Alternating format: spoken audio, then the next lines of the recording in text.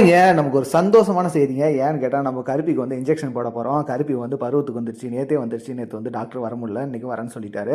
உடனே டாக்டர் வந்து மாட்ட இழுத்து புடிச்சு கட்டியிருக்குன்ட்டாங்க. கருப்பி தென்னை மரத்துல புடிச்சு கட்டிட்டுங்க. கட்டிட்ட உடனே அவர் வந்து இன்ஜெக்ஷன் போடுவாங்க. இது வந்து டாக்டர் இன்ஜெக்ஷனா ஒரு இன்ஜெக்ஷனுக்கு ரூ. 250.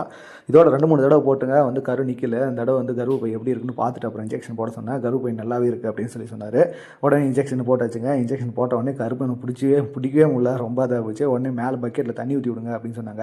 மாடு எல்லாத்தையும் பிடிச்சி கட்டியாச்சுங்க. இந்த செகில் மாடு வந்து இது 4 மாதம் ஆகுது இன்ஜெக்ஷன் போட்டு நல்லாயிருக்கு. அந்த குட்டிக்கும் செக் பண்ணி பார்த்தோம். அது வந்து கர்ப்பப்பை சின்னதாக தான் இருக்குது அப்படின்னு சொல்லிட்டாங்க. அடுத்த தடவை பருவத்துக்கு வந்துச்சுன்னா இன்ஜெக்ஷன் போட்டுக்கலாம் அப்படின்னு சொல்லிட்டாங்க. உடனே என்ன பண்ணுங்க, நம்ம கருப்பியை வந்து பிடிச்சி கட்டியாச்சு. மரத்தில் கட்டிட்டு அம்மா வந்து தண்ணி ஒரு பக்கெட் ஊற்றிட்டாங்க. அதுக்கப்புறமேட்டுக்கு இன்னொரு பக்கெட் எடுத்துன்னு வந்து ஊற்ற சொன்னாங்க. ஏன்னு கேட்டால் இன்ஜெக்ஷன் போட்ட உடனே ஹீட்டு உஷ்ணம் அதிகமாகும், அதனால் வந்து தண்ணி ஊற்றி விடுங்க அப்படின்னு சொல்லி டாக்டர் சொன்னாங்க.